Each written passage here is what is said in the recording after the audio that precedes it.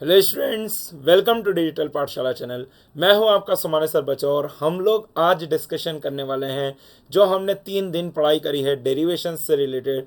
आज हम सारे न्यूमेरिकल्स को करने वाले हैं। आई नो थोड़ा सा लेट हो गया है बट बेटा क्वेश्चंस ढूंढे हैं मैंने, मतलब एक्चुअली रैंडम बुक से नहीं उठाया है। काफ़ी ज़्यादा ढूंढ ढूंढ के मैंने क्वेश्चंस लेके आया हूँ। एनसीईआरटी एग्जाम्पलर एंड जितनी भी आपकी पीवाई क्यूज़ हैं उन सबको ढूंढ ढूंढ के मैंने कुछ इंपॉर्टेंट क्वेश्चंस लेके आया हूँ जिसमें मैं आपको इंसाइट्स भी दे पाऊँ। ठीक है, मेजरली क्वेश्चंस एनसीईआरटी से हैं, आप लोग चेकआउट भी कर सकते हैं। देखो पहला क्वेश्चन अभी जो हमारे पास है वो क्या कह रहा है। An electron falls through a distance of 1.5 centimetre in a uniform electric field of magnitude 2 into 10 to the power 4 Newton per coulomb. Okay, the direction of the field is reversed, keeping its magnitude unchanged, and a proton falls through the same distance. Compute the time of fall in each case. Contrast the situation with that of free fall under gravity. देखो बेटा, सबसे पहले मैं पूरा question आपको solve नहीं कराने वाला हूँ, मैं आपको पूरा कंसेप्ट बताऊंगा। एंड तक आप लोग कर भी सकते हैं, मैं आपको सारी वैल्यूज भी दे दूंगा। आप देखो यहाँ पर ध्यान से, फर्स्ट केस में भाई अगर मैंने बोला यहाँ पर नेगेटिव चार्ज है, समझना, if on this side there is the negative charge, okay, and on this side it is the positive charge. अच्छा बेटा देखो, अभी हम लोग तैयारी कर रहे हैं काई की, सीबीएसई की। सीबीएसई में फाइनल आंसर लाने से इम्पॉर्टेंट भी होता है कि आप एटलीस्ट, अगर आपसे पूरा क्वेश्चन सॉल्व नहीं हो पा रहा, आप क्वेश्चन को देख के उसमें फॉर्मूला लिख के आ पाओ, कम से कम वैल्यूज पुट कर आ पाओ। अगर इतना भी करते हो तो आपको सीबीएसई में नंबर मिलेगा। ठीक है, तो बेटा ऐसा नहीं है कि आप क्वेश्चन अधूरा छोड़ के आओ, इसलिए मैं आपको हर क्वेश्चन का फॉर्मूला भी बताऊंगा, सब कुछ हम डिस्कस करेंगे। अब आप देखो, इलेक्ट्रिक फील्ड यहां पर ऊपर की तरफ आएगी। अब हो सकता था भाई आपसे बोल देते कि ये इनफाइनाइट लॉन्ग शीट्स हैं, तो इनके कारण इलेक्ट्रिक फील्ड नेट इनसाइड पे कैसी बनती। देखो पॉजिटिव चार्ज के कारण ऊपर की तरफ और नेगेटिव चार्ज के कारण भी ऊपर की तरफ। तो अगर मेरे को बोल दिया जाता तो ई नेट बराबर हम क्या लिखते हैं, sigma bye 2 epsilon naught plus में सिग्मा बाय 2 एप्सिलॉन नॉट। और ये यूनिफॉर्म होती है इलेक्ट्रिक फील्ड, तो इसलिए याद रखना यहाँ पर ई नेट बन जाता सिग्मा बाय एप्सिलॉन नॉट। तो जब अगर दो पैरेलल प्लेट होंगी इनफाइनाइट ऑफ ऑपोजिट चार्जेस, तो आपकी जो अंदर की साइड, जो इनका बीच का रीजन होता है, वहां पर जो नेट इलेक्ट्रिक फील्ड बनती है वो सिग्मा बाय एप्सिलॉन नॉट होती है। हालांकि अभी वो क्वेश्चन नहीं है, अभी जो क्वेश्चन है उसके बारे में डिस्कस करते हैं। तो भाई एक बात बताओ, force on a charge particle is equal to Q E vector, that is F vector is equal to Q E vector. Positive होगा तो इलेक्ट्रिक फील्ड के डायरेक्शन में, नेगेटिव होगा तो इलेक्ट्रिक फील्ड के ऑपोजिट डायरेक्शन में।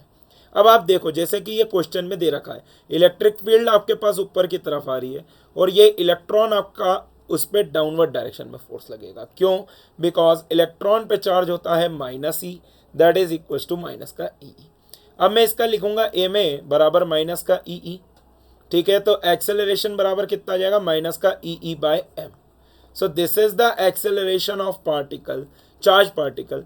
अब आप मान लो आपको ये डिस्टेंस डी दे दी जाए, ठीक है, तो भाई डी बराबर आप क्या लिखेंगे, हाफ ए टी स्क्वायर। इसको डी डिस्टेंस ट्रेवल करने में कितना टाइम लगेगा, हाफ ए टी स्क्वायर। तो टी बराबर क्या बनेगा, अच्छा डिस्प्लेसमेंट, अब ये नेगेटिव वगैरह का टेंशन देखो, डिस्प्लेसमेंट भी आपका नेगेटिव की साइड ही है भाई, नीचे जा रहा है तो हम लिखेंगे माइनस डी बराबर 1/2 minus E by M into में टी स्क्वायर। तो कितना टाइम लगेगा बेटा इसको नीचे पहुंचने में, that is under root of 2md by E. तो अगर मैं आपको जनरल फॉर्मूला दे दूं कि भाई कितना टाइम लगेगा चार्ज पार्टिकल को हिट करने में, तो that is 2md by Q E, that is m is the mass of the charge particle, d is the distance कितना वो ट्रैवल करना चाहता है। ठीक है, अब ये मैंने आपको इसका एक एग्जांपल दिया है, आपसे बोलेगा टाइम ऑफ फॉल को आप कंपेयर करो, पॉजिटिव चार्ज होगा तो क्यू की जगह पे प्रोटॉन का चार्ज रखेंगे, मास ऑफ प्रोटॉन रख देंगे, and so on you will solve this one. ठीक है बेटा, अब ध्यान से सुनना, अगर क्वेश्चन में आपको ऐसा दे दिया जाए, ठीक है, this is the positive, this is the positive positive positive plate and this side it is the negative plate. ठीक है, आपको बोल दिया जाए कि हमने चार्ज पार्टिकल को यहाँ पर मिडिल से ऐसा छोड़ा विद अ वेलोसिटी v, ये प्लेट्स की लेंथ कितनी है बेटा l, आपको यहाँ पर इलेक्ट्रिक फील्ड दे दी जाएगी, है ना। अब बोलेगा कि भाई चार्ज पार्टिकल ऐसा डेविएट हो गया, तो आपसे बोलेगा कि भाई चार्ज पार्टिकल अगर ऐसा डेविएट हो गया और वो मान लो अगर 45 डिग्री के एंगल पे बाहर होता है तो इलेक्ट्रिक फील्ड की वैल्यू बताओ। या फिर चार्ज पार्टिकल इस तरफ आ गया और सिमिलर कंडीशंस में आपको एंगल वगैरह दे सकता है। ध्यान से सुनना, इस टाइप के क्वेश्चन को हमें कैसे सॉल्व करना पड़ेगा। अब आप एक बात बताओ, हॉरिजॉन्टल में तो क्या पार्टिकल के पास सिर्फ वेलोसिटी है, कोई फोर्स लगाया क्या इलेक्ट्रिक फील्ड का? बिल्कुल नहीं लगाया। तो इन मैं इसको एक्स डायरेक्शन लिख देता हूं और इसको हम वाई डायरेक्शन लिख देंगे। तो in X direction velocity will be constant, velocity will not change. Okay बेटा, in X direction velocity will not change, but Y direction में हमारे पास क्या आएगा, एक फोर्स आएगा that is Q into E के बराबर। ओके, तो हमारे पास बन जाएगा एम ए वाई बराबर क्यू इंटू ई। तो भाई यहां पर से देखो आप ए वाई बराबर क्या बन जाएगा, क्यू ई बाई एम। ठीक है बेटा, अब आप ध्यान से सुनना। अब अगर मान लो नेगेटिव चार्ज है तो नीचे की तरफ जाएगा कि ऊपर की तरफ जाएगा? आप ध्यान से सोचो भाई, पॉजिटिव को अट्रैक्ट करेगा नेगेटिव चार्ज और नेगेटिव को अट्रैक्ट करेगा पॉजिटिव चार्ज। तो भाई अगर मान लो ये चार्ज पार्टिकल इस तरीके से जा रहा है, मतलब that means it is negative charge. क्यों? क्योंकि पॉजिटिव प्लेट की तरफ जा रहा है और ये नेगेटिव प्लेट की तरफ जा रहा है, that means it is positive charge. हो सकता है कि आपको बोल दिया जाए कि एक अनडेविएटेड जा रहा है, अनडेविएटेड मतलब कि उसका कोई चार्ज नहीं है। ठीक है, ऑब्जेक्टिव के लिए ध्यान से देखेंगे। अब देखो आखिरी में आपको ये जो कंडीशन दे रखी है ना, इसके लिए मैं आपको एक फॉर्मूला दे रहा हूं, ध्यान से देखना बेटा, कि थीटा एंगल पे अगर मान लो वो बाहर होता है तो in this direction what will be the velocity, that is V Y is equal to A by T, और हॉरिजॉन्टल की तो वी आएगी। तो यहाँ पर से ध्यान से देखो, हम टेन थीटा को क्या लिख देंगे बेटा, आई गेस मेरा यहाँ पर आपको वीडियो अड़ेगा, रुको एक मिनट, मैं इसको कट कर लेता हूँ and I will write over here. देखो ध्यान से जरा, if this is the theta angle, okay, and this is the velocity vx and this is the vy, so what I can write बेटा, देखो यहाँ पर से टेन थीटा बराबर बनेगा vy अपॉन में vx। ठीक है, मैं आपको स्पून फीडिंग बिल्कुल नहीं करने वाला हूं कि आप सोचो कि सर तो पूरा आंसर निकाल के देने वाले थे। क्या हुआ बेटा, आंसर निकालना आपका काम है, आपको इसको सॉल्व करना है, या आपको मैं टास्क दे रहा हूं। अगर मैं ही सब कुछ करा दूंगा बेटा तो आप लोग मेहनत नहीं करोगे, आप सिर्फ वीडियो देख लोगे, आगे बढ़ जाओगे। क्वेश्चन प्रैक्टिस करना ये नहीं होता कि आपने सॉल्यूशन देख लिया। क्वेश्चन प्रैक्टिस करने का मतलब होता है कि आपने सॉल्व करके देखा। मैं बाकियों के जैसा नहीं काम करने वाला हूं। ठीक है, मेहनत करो, थोड़ी सी सीखो बेटा, तभी आपके कुछ नंबर आएंगे। अदरवाइज आप बाद में मुझे ही बोलोगे सर ने कराया था कुछ समझ ही नहीं आया। आएगा समझ में, ट्राई करके देखो, नहीं बनेगा आप कमेंट में अपने डाउट्स लिखो, मैं सॉल्व करूंगा। ठीक है, तो और थर्मोडायनेमिक्स के लिए बेटा मैं कहना चाहूँगा कि थोड़ा सा रुक जाओ, बस थर्मोडायनेमिक्स का भी आ ही जाएगा, पॉसिबल नहीं हो पाया बट आई विल ट्राई। तो देखो टेन थीटा बराबर क्या बनेगा बेटा आपके पास, वी वाई को आप क्या लिखोगे, A Y T by V X. अब what is will be the time, कि भाई कितने टाइम में ये प्लेट्स को क्रॉस करेगा। तो भाई देखो एल डिस्टेंस चलना है हॉरिजॉन्टल में, अपॉन में वी एक्स कर दो, ये आ गया टाइम। सारी चीज़ों को यहाँ पर प्लेस कर दो, you will get the answer. Okay, आगे बढ़ते हैं, अगला question. 2 point charges Q1 and Q2 of magnitude 10 to the power minus 8 coulomb and minus 10 to the power minus 8 coulomb respectively are placed at 0.1 meter apart. Calculate the electric fields at point A, B and C shown in the figure 1.11. देखो बेटा, यहां पर एक positive charge रखा, यहां पर एक negative charge रखा। मैं ए पॉइंट पे, मैं सॉरी सी पॉइंट पे आपको सॉल्व करके देता हूं। ए पॉइंट पे और बी पॉइंट पे आपकी रिस्पॉन्सिबिलिटी बनेगी, समझाऊंगा पूरा कि कैसे करना है। ठीक है, तो देखो यहां पर एक माइनस क्यू चार्ज है, सॉरी यहां पर Q1 चार्ज रखा है, no this is Q1 charge, और यहां पर क्या रखा हुआ है बेटा, Q2 charge with a negative sign, है ना, this is the point A. अब आप देखो Q2 चार्ज क्या अपनी तरफ इलेक्ट्रिक फील्ड खींचेगा, बिल्कुल सही बात है ना, ये किसके कारण आई, E2 के कारण आई, और Q1 चार्ज अपने से दूर की तरफ फेंकेगा। तो भैया देखो यहाँ पर ध्यान से, मैं जरा आपके लिए कलर चेंज कर देता हूँ, पीले से बनाता हूँ, तो पीला वाला क्या दिखा रहा है, E1 चार्ज के कारण। तो भैया ए पे जो नेट आएगी वो कितनी आ जाएगी, E1 प्लस में E2। अब आपको याद होगा पिछले वीडियो में, मैंने पिछले वीडियो में जो पहला वीडियो बनाया था उसमें पॉइंट चार्ज के कारण इलेक्ट्रिक फील्ड का फॉर्मूला KQ/R² होता है। लगाओ यहाँ पे आएगा आंसर। ठीक है, करो मेहनत, देखो ध्यान से जरा। अब ऊपर वाले पॉइंट पे चल देते हैं, सी वाले पॉइंट पे चल देते हैं। तो देखना बेटा, यहाँ पर ध्यान से देखो E1 रहेगा आपके पास ऊपर की तरफ और E2 रहेगा टूवर्ड्स द चार्ज। अब ये क्यों करा रहा हूँ बेटा, क्योंकि बहुत सारे बच्चे वेक्टर्स भूल गए होंगे, ठीक है, तो मैं उनके लिए करा रहा हूँ, हर बच्चे के हिसाब से सोच के ये करा रहा हूँ बेटा। तो ध्यान से देखिएगा कि अगर ये एंगल 60 डिग्री है, क्योंकि इक्विलेटरल ट्राइंगल है, 0.1 मीटर 0.1 मीटर, तो ये भी हो जाएगा 60 डिग्री। सिमिलरली ये एंगल भी कितना हो जाएगा बेटा, 60 डिग्री। अगर मैं इस पॉइंट को ड्रॉ करता हूँ, ध्यान से देखना, this is E1 and this is E2। अब हालांकि मैग्नीट्यूड वाइज देखा जाए तो E1 बराबर E2 बराबर क्या बनेगा बेटा, क्योंकि दोनों चार्जेस सेम है, कितना हो जाएगा KQ/R²।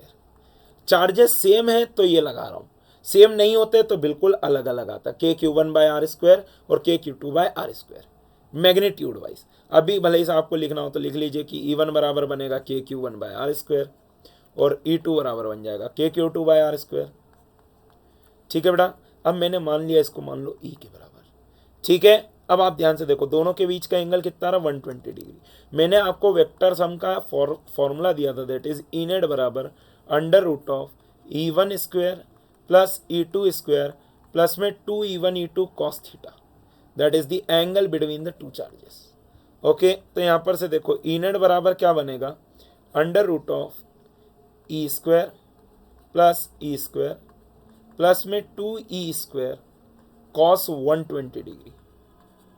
ठीक है बेटा, तो यहाँ पर से देखो E नेट बराबर क्या आ रहा है आपके पास, √ऑफ 2E² प्लस में 2E² इंटू में माइनस का 1/2।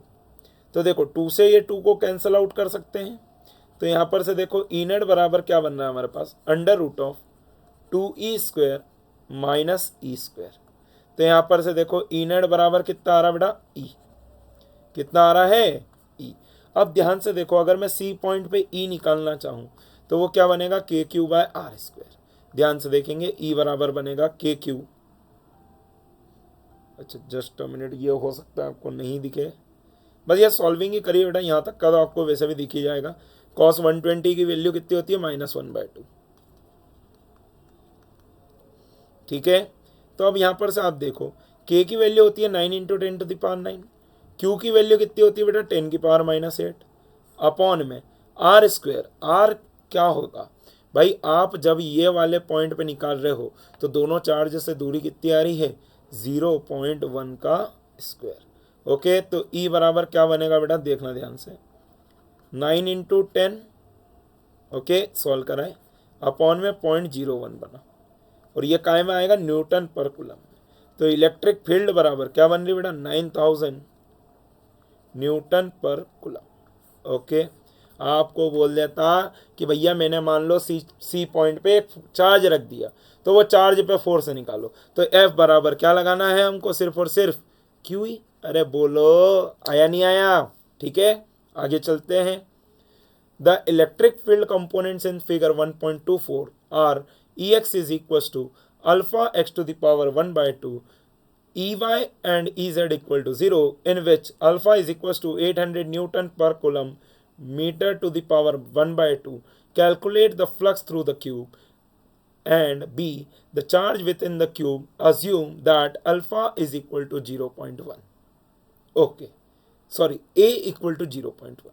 देखो बेटा, तो देखो अगर मैं बोलूं कि भाई हमको इस जगह से भी फ्लक्स निकालना है और इस जगह से भी निकालना है, क्यों बाकी जगहों से क्यों जीरो हो जाएगा बेटा, इलेक्ट्रिक फील्ड है नहीं भाई, एरिया वेक्टर और इलेक्ट्रिक फील्ड के बीच में एंगल 90 डिग्री बन जाएगा।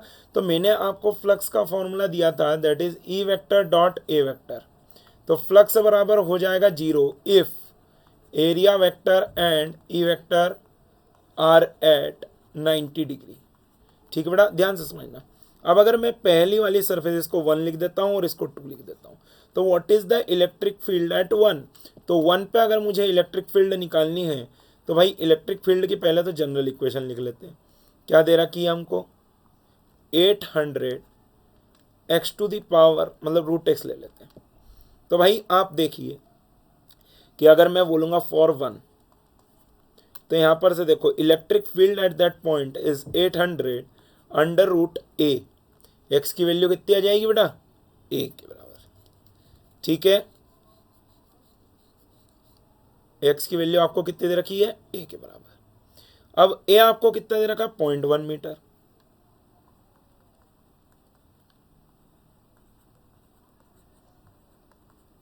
ठीक है, अब आप ध्यान से समझना, E1 आ गया मेरे पास भाई, फ्लक्स थ्रू द वन बराबर क्या बनेगा, E1 vector dot A1 vector. अब आप ध्यान से देखना बेटा, electric field is in the positive direction, electric field किस तरफ है, पॉजिटिव डायरेक्शन। अब इधर वाले के बात करेंगे तो इसका एरिया वेक्टर आएगा पीछे की तरफ। तो भाई एरिया वेक्टर और ई वेक्टर के बीच का जो एंगल आ रहा है वो कितना आ रहा है बेटा, 180 डिग्री।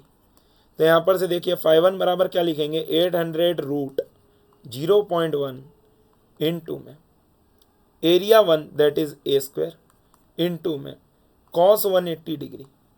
तो यहाँ पर से देखो बेटा, फाइव ड्यू टू 1 कॉस 180 होता है बेटा -1, तो -800 रूट 0.1 इंटू में 0.01। ठीक है, ए स्क्वायर कर दिया। तो φ1 बराबर कितना आ रहा है बेटा, 8√0.1। ओके, ठीक है। अब आप ध्यान से देखो, मैंने लिखा फॉर 2, तो हमारे पास electric field at the point 2 बराबर क्या बनेगी बेटा हमारे पास, जस्ट E2 बराबर क्या बनेगा बेटा, 800 इंटू में अंडर रूट। अब x कितना हो जाएगा इस पॉइंट के लिए, ये a प्लस में a कितना हो गया, 2a दैट मीन 0.2। तो भाई हमें बोला φ2 निकालो, वो हो जाएगा E2 vector dot A2 vector. अब A2 वेक्टर तो आपके पास इसी डायरेक्शन में आ जाएगा, तो 0 डिग्री का एंगल आएगा। तो φ2 बराबर क्या बनेगा बेटा, 800 रूट 0.2 इंटू में a स्क्वायर इंटू में कॉस 0 डिग्री। तो भाई φ2 बराबर कितना बन गया हमारे पास, 800 रूट 0.2 इंटू में 0.01। तो यहाँ पर से देखो φ2 बराबर बन रहा है 8√0.2। ठीक है, न्यूटन मीटर स्क्वायर पर कुलम। अच्छा, यहाँ पे भी यूनिट लिख लो, न्यूटन मीटर स्क्वायर पर कुलम। आपसे बोलेगा फाइंड इट, बताइए, तो वो क्या हो जाएगा, हम φ2 माइनस φ1 लिख देंगे क्योंकि ये नेगेटिव आ रहा है हमारे पास। तो भाई यहाँ पर से देखा फाइंड इट बराबर क्या बन जाएगा, 8√0.2 माइनस 8√0.1। ओके, तो फाइंड इट बराबर क्या बन गया बेटा मेरे पास, 8√0.1 को बाहर निकाल लो, अंदर बच जाएगा √2 minus 1। Okay, newton metre square पर कुलम। अब आप यहाँ पर देखो, आपसे पूछा गया what is the charge within the cube. तो भाई आप एक बात बताओ, बाय गॉस लॉ मैंने आपको क्या बताया था बेटा, by Gauss law phi is equal to होता है Q in by epsilon naught. Okay, तो क्या फाइनेट निकाल चुके हैं, that is under root 0.1 into में √2 minus 1 that is equal to the charge enclosed upon में एप्सिलॉन नॉट। तो एप्सिलॉन नॉट को उधर ले जाओ, ये आपका आंसर हो गया। ये बेटा बहुत ही अच्छा क्वेश्चन है, हो सकता है आपको देखने को मिले, सिलेंडर दे दिया जाएगा, कुछ भी दे के पूछ सकते हैं। ओके, आगे चलते हैं। देखो, an electric field is uniform and in the positive direction for positive x and uniform with the same magnitude, but in the negative direction x direction for negative x, it is given that E is equals to 200 I cap Newton per coulomb for x greater than 0 and E is equals to minus 200 I cap Newton per coulomb for x less than 0. A right circular cylinder of length 20 cm, radius 5 cm has a center is at the origin and its axis along the x-axis so that one face is at x equal to plus 10 and the other is at x equal to minus 10. What is the net outward flux through each flat face? What is the flux through the side of the cylinder? Okay, what is the net outward flux through the cylinder? What is the net charge inside the cylinder? अब वही question जो मैं आपसे बात करने की कोशिश कर रहा था। अब आप ये वाला ट्राई करके देखना एक बार, नहीं आए तो आप मुझे कमेंट डाउन करिए, मैं आपको इस पे भी वीडियो बना के दे दूंगा। देखो, cylinder is like this, electric field uniform है, ध्यान से देखना बेटा।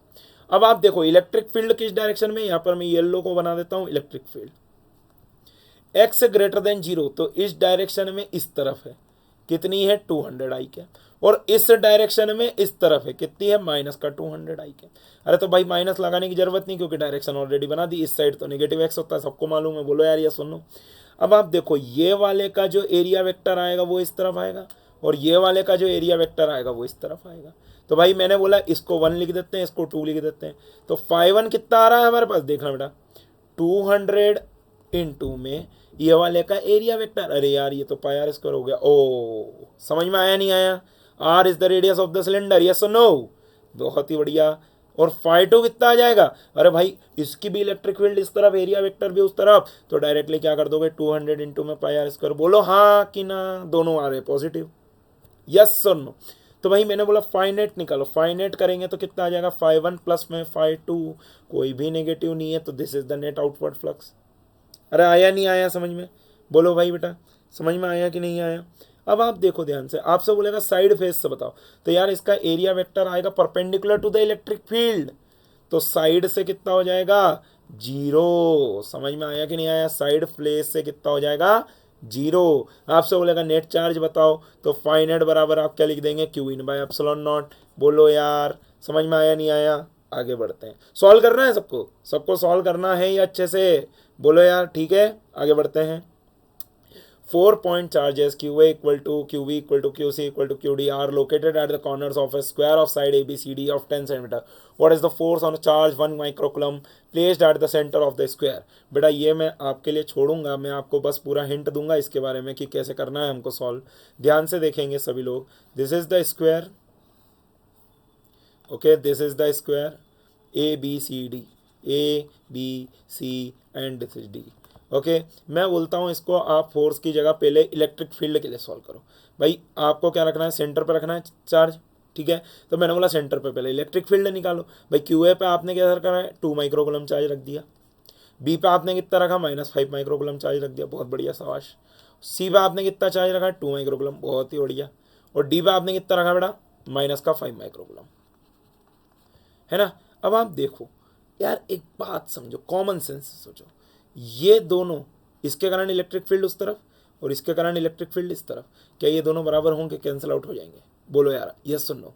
और इसको अगर इधर देखें तो इधर भी 2 माइक्रोकूलम और इधर भी 2 माइक्रोकूलम, तो ये 2 माइक्रोकूलम पॉजिटिव है तो इसके कारण अवे आएगी, सी वाले के कारण EC, और ये वाला जो है पॉजिटिव है तो इसके कारण इस तरफ आएगी EA, तो ये भी एक दूसरे को क्या कर देंगे कैंसिल आउट, तो नेट फोर्स कितना हो जाएगा 0।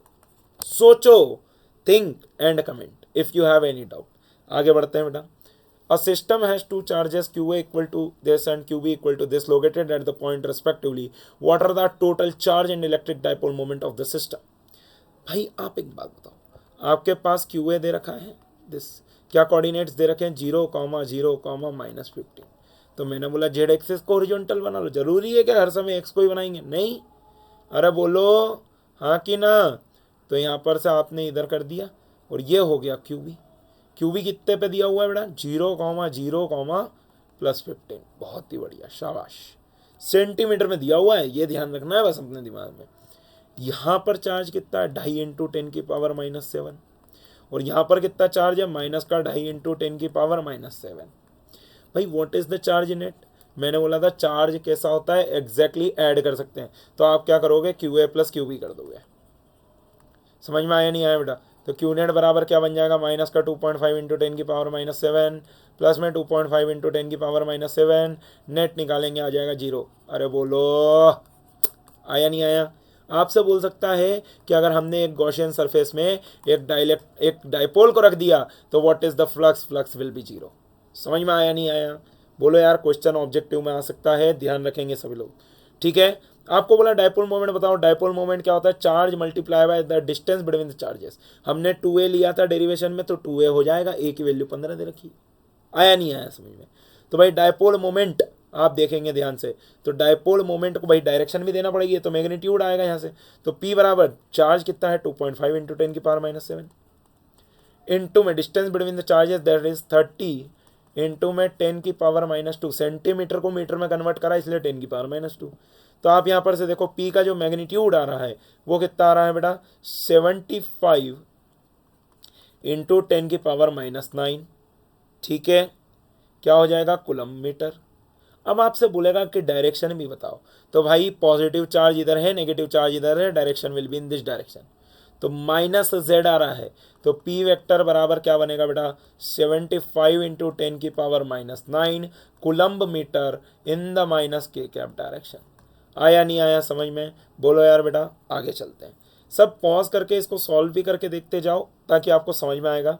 आगे बढ़ते हैं। Figure 1.3 shows tracks of 3 charge particles in uniform electrostatic field given the signs of the 3 charges which has the highest charge to mass ratio. Okay, तो अभी अभी हमने डिस्कस करा था पॉजिटिव से अट्रैक्ट हो रहा है, मतलब 1 और 2 कैसे हो गए? 1 एंड 2 नेगेटिव चार्ज। कैसे हो गए बेटा? Negative charge. ओके, एंड 3 वाला क्या हो गया आपके पास? 3 वाला हो जाएगा आपके पास पॉजिटिव चार्ज। अब आप लोग सोचो कौन ज़्यादा अट्रैक्ट हुआ सेम टाइम में? 1 ज़्यादा अट्रैक्ट हुआ। तो भाई व्हाट इज द एक्सेलरेशन? भाई एक्सेलरेशन का हमने फॉर्मूला लिखा था QE/m। ठीक है, तो चार्ज बाय मास रेशियो किसका ज़्यादा होगा? 1 का ज़्यादा होगा किससे? 2 से। आया नहीं आया समझ में? क्योंकि 1 ज़्यादा डिविएट हो गया, ज़्यादा उसके पास पहुंच गया। आया नहीं आया समझ में? ठीक है, अगला क्वेश्चन देखते हैं। Consider a uniform electric field E vector is equal to this. What is the flux of this field through a square of side 10 centimetre on a side whose plane is in parallel to the YZ plane? What is the flux through the same square if the normal to its plane makes an angle of 60 degree with the x-axis? आप देखो, सबसे पहले तो आपको electric field कैसी दे रखी है? along the x-axis। अब आप देखो, this is the x axis, this is the y axis, और बाहर की तरफ आ जाएगी जेड एक्सिस। अब आपको बोला कि एक स्क्वायर है जो कि वाई जेड प्लेन में रखा हुआ है, तो it is placed like this. भाई बोला कि इससे फ्लक्स निकालो, तो आप एक बात बताओ, क्या ये एरिया वेक्टर इस तरफ आ जाएगा अलोंग दी एक्स एक्सिस? और एरिया वेक्टर जो आएगा वो आप क्या लिखोगे? A²I cap. यस और नो? अब दोनों एरिया वेक्टर ले सकते, तो बोले सर यही क्यों लिया, डिफाइन नहीं कर रखा, अभी इसलिए लिया। समझ में आया नहीं आया? तो भाई यहाँ पर से आप देखिए फ्लक्स बराबर क्या बन जाएगा? ई vector that is E/I cap dot A²I cap. I cap dot I cap 1 होता है बेटा, तो फाई बराबर क्या बन जाएगा? EA²। ई की वैल्यू डालो, ए की वैल्यू डालो, you can get the answer. भाई ए दिया हुआ है 10 सेंटीमीटर, इसको कन्वर्ट करेंगे मीटर में। समझ में आया नहीं आया? तो ये बन जाएगा न्यूटन मीटर स्क्वायर पर कूलम, या तो फ्लक्स हो गया। अब उनने क्या बोला इंटरेस्टिंग फैक्ट, कि भाई जो प्लेन से जो एंगल बना रहा है, समझना ध्यान से बात को, प्लेन के जो परपेंडिकुलर है वो कितना एंगल बना रहा है बेटा प्लेन के साथ? ये देखो, प्लेन के जो परपेंडिकुलर है वो ऐसा कुछ आ रहा है, और वो एक्स एक्सिस के साथ 60 डिग्री एंगल बना रहा है। तो बेटा ये तो उनने आपको और काम आसान कर दिया कि फाई बराबर हो गया EA cos 60 डिग्री। क्वेश्चन तो तब अच्छा होता जब बोल देते कि प्लेन एंगल बना रहा है 30 degree with the x axis, तो आपको तब भी एंगल 60 ही लेना है, क्योंकि हमको तो नॉर्मल के बीच का एंगल लेना है। आया बात समझ में? आगे बढ़ते हैं। A point charge causes an electric flux of -1 into 10 to the power 3 Newton meter square coulomb to pass through a spherical Gaussian surface of 10 centimeter radius centered on the charge. If the radius of the Gaussian surface were doubled, how much flux would pass through the surface? What is the value of the point charge? बेटा आप एक बात बताओ, मैंने Gaussian surface से अगर कोई भी एक चार्ज रखा Q, तो व्हाट इज द फ्लक्स का फॉर्मूला मैंने आपको क्या लिखवाया? जो भी चार्ज इंक्लोज्ड अपॉन में एप्सिलॉन नॉट। क्या मैंने यहाँ पर कहीं पर रेडियस की बात करी थी? बोले नहीं सर। अरे जब नहीं करी तो क्यों सोचना है भाई? आ गया ना आंसर। ए वाले पार्ट का आंसर देखो, if the radius of the flux pass phi बराबर माइनस का 1 into 10 की पावर 3। खत्म, लोड ही नहीं लेना, आंसर आ गया। यही होता है CBSE में। देखो बी वाले पार्ट का देखते हैं। What is the value of the point charge? तो फाई बराबर बनेगा Q/ε0। तो फाई की वैल्यू कितनी बेटा? -1 into 10 to the power 3। Q we need to find upon में एप्सिलॉन नॉट आपको दे रखा रहता है 8.85 into 10 की पावर -12। नहीं याद रहता है तो बेटा CBSE के फ्रंट पेज पे लिखा रहता है। समझ में आया नहीं आया? वहाँ से उठा के डाल लेना, इतना कर सकते हो आप लोग। तो ये कितना आ जाएगा? माइनस का 8.85 इंटू में 10 की पावर -9 कूलम। खत्म आंसर, दैट्स इट। आगे बढ़ते हैं। An infinite line. अच्छा, ये मैंने 2 क्वेश्चन को एक साथ इंक्लूड करा है क्योंकि दोनों सिमिलर टाइप ऑफ क्वेश्चन है। आपको फॉर्मूला बेसिस के ऊपर क्वेश्चन है बेटा, जो कि मैंने आपको डेरिवेशंस कराए थे उनके ही फॉर्मूले हैं। An infinite line charge produces a field of 9 into 10 to the power 4 newton per coulomb at a distance of 2 centimetre. Calculate the linear charge density. तो बेटा आप पहले वाले पार्ट के कारण, इनफाइनाइट लार्ज के चार्ज के कारण 2k लैम्डा बाय आर, ये बताया था फॉर्मूला। आर आपको दे रखा है कितना, 2 सेंटीमीटर, दैट इज 2 इंटू 10⁻²। के होता है 9 इंटू 10⁻⁹। अरे लेमडा निकालना है, अरे हाँ कि ना, इलेक्ट्रिक फील्ड दे रखी है 9 इंटू 10⁻⁴, तो ये कितना हो जाएगा 9 इंटू 10⁻⁴ बराबर 2 इंटू 9 इंटू 10⁹ इंटू में लैम्डा अपॉन में 2 इंटू 10⁻²। 9 से 9 को काट दो, 2 से 2 को काट दो, ये बन जाएगा लैम्डा बराबर 10⁻⁻7 कूलम्ब पर मीटर। ओके, क्या बन जाएगा बड़ा, लैम्डा आ गया। बहुत बढ़िया, शाबाश। समझ में आया कि नहीं आया।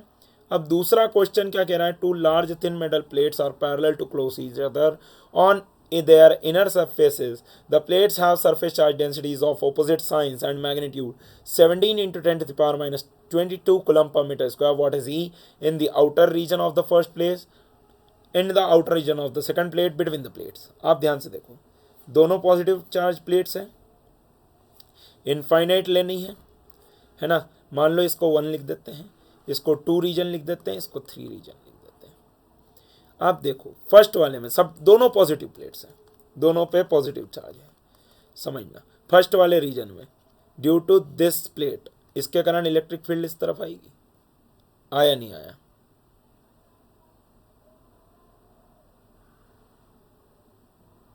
अच्छा ओपोजिट साइन दे रखा है, एक मिनट गड़बड़ हो जाएगा, गलती नहीं करना है जल्दीबाजी में। चलो दोनों केस ही समझा देता हूँ, ये नेगेटिव रखा हुआ है, तो भाई ये देखो, इसको मैंने फर्स्ट प्लेट बोला, इसको मैंने सेकंड प्लेट बोला, तो भाई फर्स्ट प्लेट के कारण इलेक्ट्रिक फील्ड इस तरफ आएगी, कितनी आएगी, σ/2 एप्सिलॉन नॉट। सेकंड प्लेट के कारण इलेक्ट्रिक फील्ड इस तरफ आएगी, दैट विल बी E2, कितना आएगा, σ/2 एप्सिलॉन नॉट। दोनों बराबर दे रखा, कट गए 0। सेकंड वाले प्लेट, इस सेकंड वाले रीजन में देखते हैं, पॉजिटिव के कारण इस तरफ E1, अरे मैंने बोला नेगेटिव का कारण भी इस तरफ भाई, तो E नेट बराबर क्या बन जाएगा, E1 + E2। आया नहीं आया समझ में।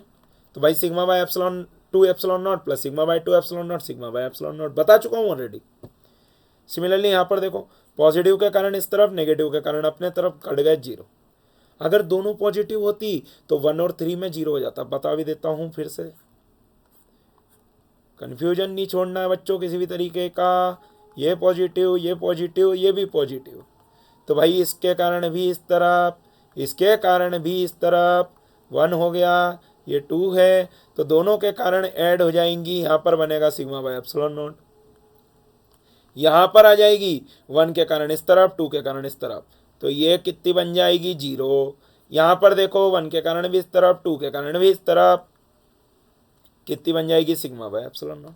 आया नहीं आया, आगे बढ़ते हैं। देखो बेटा क्या दे रखा है, calculate the potential at a point P due to the charge 4 × 10⁻⁷ located 9 centimetre away. तो देखो बेटा हमारे पास पोटेंशियल का फॉर्मूला था K/r, बोलो भाई हाँ कि ना। 9 × 10⁻⁹, चार्ज की वैल्यू दे रखी है 4 × 10⁻⁷, अपॉन में डिस्टेंस कितना दे रखा बेटा, 9 centimetre, that is 9 × 10⁻²। Very good. तो यहाँ पर से देखो V 9 से 9 कट जाएगा, कितना आ जाएगा बेटा, 4 × में 10⁻⁴ वोल्ट। ठीक है, कितना आ जाएगा, 4 × में 10⁻⁴ वोल्ट। समझ में आया बेटा। अब आप देखो क्या दे रखा है, hence obtain the work done in bringing a charge of 2 × 10⁻⁹ coulomb from infinity to the point P, does the answer depend on the path along which. देखो पहली बात तो electric field is a conservative force field. बेटा कौन सी होती है, conservative force field. Work done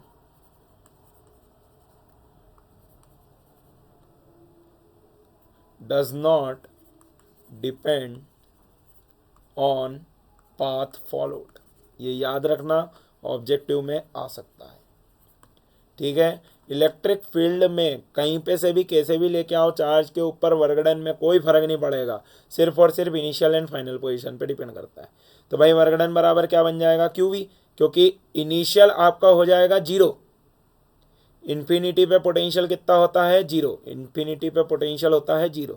तो वर्क डन बराबर क्या बनेगा बेटा, क्यू कितना 2 इंटू 10⁻⁹ इंटू में 4 इंटू 10⁻⁴। सॉल्व करेंगे वर्क डन आ जाएगा 8 इंटू 10⁻⁵ जूल। बोलो भाई आया नहीं आया, आया समझ में? आगे बढ़ते हैं। Two charges 3 into 10⁻⁸ minus 2 into 10⁻⁸ are located at 50 centimeter apart. At what point on the line joining the two charges is the electric potential is 0? Take the potential at the infinity to be 0. देखो बेटा, यहाँ पे रखा है 3 इंटू 10⁻⁸। मैंने बोला यहाँ पर रख दिया -2 इंटू 10⁻⁸ कूलम। दोनों के बीच की दूरी कितनी दे रखी बेटा आपको, 15 सेंटीमीटर अपार्ट। 0.15 ले लेता हूँ मीटर में। मैंने बोला आप -2 से x दूरी पर जाओ, एक पॉइंट लो P। तो भाई what is the potential eight the point P, that is K। इसको मैंने लिख देता हूँ Q1 मान लो, और इसको मैं लिख देता हूँ Q2। आपको सारे डाउट्स क्लियर करते जाऊँगा बेटा। K Q1 अपॉन में x, इसके कारण अब पोटेंशियल होता है कौन सा, स्केलर क्वांटिटी, तो वेक्टर का कोई लोड नहीं। K Q2 अपॉन में x प्लस 0.15। अच्छा, अगर किसी को लग रहा है कि ये थोड़े से इजी हैं, आप मेरे को कमेंट डाउन करो और अच्छे क्वेश्चन ले आऊँगा बेटा, कोई दिक्कत नहीं, क्वेश्चन बहुत है अपने पास। ये तो CBSE के हिसाब से छाप ढूंढ के लेके आया हूँ मैं। K Q2 bye 0.15 plus x, अब होना चाहिए 0 इस पॉइंट पे। अब देखो Q1 की वैल्यू कितनी दे रखी है, -2 इंटू 10⁻⁸। K को तो 0 में भेज दो अपॉन में x, प्लस में Q2 कितना दे रखा है 3 इंटू 10⁻⁸ upon 0.15 plus x, that must be equal to 0। तो भाई यहाँ पर से देखो क्या बनेगा, 3 इंटू 10⁻⁸ अपॉन में 0.15 plus x, that will be equal to 2 into 10⁻⁸ upon में एक्स। काट दो, ठीक है। तो यहाँ पर से देखो ये बनेगा 8x बराबर 2 इंटू में 0.15 प्लस एक्स, तो ये बनेगा 8x बराबर 0.3 प्लस में 2x, तो ये आ जाएगा 6x बराबर 0.3। तो x बराबर कितना आ रहा है बेटा 0.3/6। तो यहाँ पर से देखो x की वैल्यू कितनी आ रही 0.05 मीटर, मतलब कि इस वाले चार्ज से 5 सेंटीमीटर की दूरी पे। आया समझ में?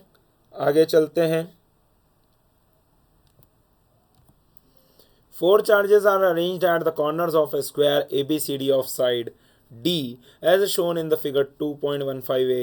Find the work required to put together this arrangement. A charge Q0 is brought to the center E of the square, the 4 charges being held fixed at its corner. How much extra work is needed to do this? तो बेटा देखो, जब पहला charge लेके आए होगे कोई work done करना पड़ा होगा क्या? मान लो ए को लेके आए तो कोई वर्कडन नहीं करना पड़ा। तो भाई मैंने बोला पहले सिस्टम की पोटेंशियल एनर्जी निकालो।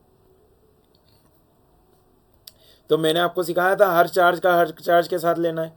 तो के क्यू इंटू में माइनस क्यू अपॉन में लेट से डिस्टेंस ऑफ डी दे रखा है आपने को, डी ले लो, ठीक है, प्लस में इन दोनों का निकाल दिया। भाई ये डिस्टेंस कितनी आएगी √2d, कितनी आएगी √2d। तो भाई ये बनेगा के क्यू इंटू में क्यू अपॉन में √2d प्लस में के क्यू इंटू में minus Q by D plus में क्या बनेगा बेटा के माइनस क्यू इंटू में क्यू बाई डी प्लस में के माइनस क्यू इंटू में minus Q by √2d plus में के क्यू इंटू में माइनस क्यू बाई डी। भाई 6 टर्म आनी थी, 4 हैं। बोलो यार यही सिखाया था कि नहीं सिखाया था? तो पोटेंशियल एनर्जी बराबर कितना बनना, माइनस का के Q square by D plus में के Q square by √2d plus में सॉरी माइनस का हो जाएगा क्योंकि एक चार्ज माइनस है, माइनस का के Q square by D minus का के Q square by D plus का के क्यू स्क्वायर बाई √2d और माइनस का के क्यू स्क्वायर बाई डी। ठीक है बेटा। अब आप देखो माइनस का कितना बन रहा है u बराबर माइनस का 4 के क्यू स्क्वायर बाई डी, 1 2 3 4 ये हाँ सही बात है, और प्लस में 2 के क्यू स्क्वायर बाय √2d ठीक है। अगर मैं पूरा सॉल्व करना चाहूँ तो ठीक है, मतलब के क्यू स्क्वायर को बाहर निकाल लो थोड़ा सा, ठीक है। तो ये बन रहा है आपके पास, अच्छा बाई डी को भी बाहर निकाल दो, अंदर बच रहा है √2 - 4, ठीक है। तो this is the potential energy, तो वर्क डन आ गया आपके पास। अगर आपसे बोलेगा भाई वर्क डन बताओ, ये पोटेंशियल एनर्जी लिखी है मैंने, है ना। अब आपसे बोलेगा कि वर्क डन बताओ कि अगर मान लो एक एक्सटर्नल चार्ज को लेके आएंगे, तो मैं बोलूँगा भाई पहले आप निकालो पोटेंशियल एट ई। तो potential at E in this arrangement her charge के कारण निकालो, के क्यू अपॉन में ये डिस्टेंस हो जाएगी d/√2, ठीक है। ये आधी डिस्टेंस कितनी हो जाएगी बेटा, d/√2। तो d/√2 ले लो। फिर वही ऐसे ही कितने दो चार्ज हैं तो डबल कर दो, और फिर नेगेटिव के कितने चार्ज हैं बेटा, दो चार्ज हैं, डबल कर देंगे, ठीक है। ये पोटेंशियल आ गया एट ई, मल्टीप्लाई में क्यू नॉट कर दो, आ गया आंसर। समझ में आया नहीं आया, पोटेंशियल निकाला, क्यू से मल्टीप्लाई करा, वर्क डन आ जाएगा। अगर आपसे पूछेगा कि सिस्टम बनाने में कितना लगा, तो वर्क पोटेंशियल एनर्जी निकालो, वर्क डन आ जाएगा। आया या नहीं आया समझ में, आगे चलते हैं। A slab of material of dielectric constant K has the same area as the plate of a parallel plate capacitor but has a thickness 3/4d where d is the separation of the plates. How is the capacitance changed when the slab is inserted between the plates? तो देखो बेटा, आप एक बात समझो। पहली बात तो अगर एक कैपेसिटर है तो कैपेसिटेंस की वैल्यू हो जाएगी ε0a/d। अब आपने एक डाइलेक्ट्रिक भर दिया जिसकी विड्थ कितनी है बेटा, 3d/4, ठीक है। तो मैंने आपको सी डैश का फॉर्मूला दिया था, ε0a अपॉन में d-t+t/k। बोलो यार पार्शियली फील्ड कैपेसिटर याद आता है सबको, t की जगह पर 3d/4 दिया हुआ है, ε0/a अपॉन में d-3d/4 प्लस में 3d/4 के हो जाएगा, ठीक है बेटा। ध्यान से देखेंगे तो सी डैश बराबर क्या बनेगा, ε0a अपॉन में यह बनेगा d/4 प्लस में 3d/4 के, ठीक है। तो यहाँ पर से सी डैश देखेंगे बेटा तो ये कितना बन जाएगा, 4ε0a अपॉन में d, अंदर से बाहर निकाल लिया तो 1 + 3/k बन जाएगा, ठीक है। तो आप यहाँ पर ध्यान से देखो, सी डैश बराबर ε0a/d को क्या लिख सकते हैं, c, तो 4c/1 + 3/k, this is the answer. आया नहीं आया समझ में, ठीक है बेटा। आगे चलते हैं। A network of 4 10 microfarad capacitors is connected to a 500 volt supply as shown in figure. Determine the equivalent capacitance of the network. The charge on each capacitor. Note the charge on each capacitor is the charge on the plate with higher potential equal and opposite to the charge on the plate with the lower potential. देखो बेटा, सबसे पहली बात तो ए और D के across आपने battery connect कर रखी है, आपको इस टाइप के क्वेश्चन देखने को मिल सकते हैं। यहाँ पर ध्यान से देखना, मैं फिर से सर्किट कोड रीड्रॉ करूंगा अपने हिसाब से। अभी तो यही डायग्राम दे रखा है, उसको ही मैंने वापस बना दिया।